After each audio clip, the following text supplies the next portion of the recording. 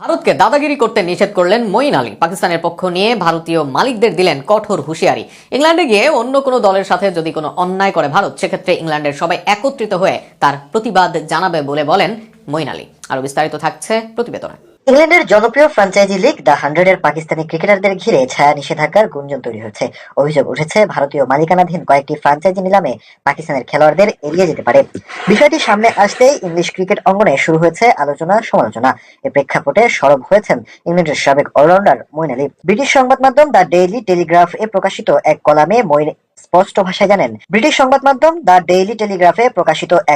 মঈন স্পষ্ট ভাষায় জানান যুক্তরাজ্যে এমন বৈষম্যমূলক সিদ্ধান্ত নেওয়া হলে তা হবে লজ্জাজনক নজির।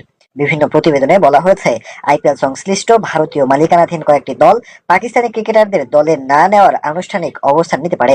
যদিও আনুষ্ঠানিকভাবে কেউ বিষয়টি স্বীকার করেনি, তবুও ক্রিকেট মহলে শঙ্কা বাড়ছে।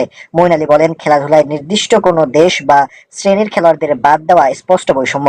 তার মতে এমন কিছু ঘটলে ইংল্যান্ডের ক্রিকেটাররা ঐক্যবদ্ধভাবে এর প্রতিবাদ জানাবেন। তিনি আশা প্রকাশ করেন, England and Wales cricket board ECB বিষয়টি গুরুত্বের সঙ্গে পর্যবেক্ষণ করবে।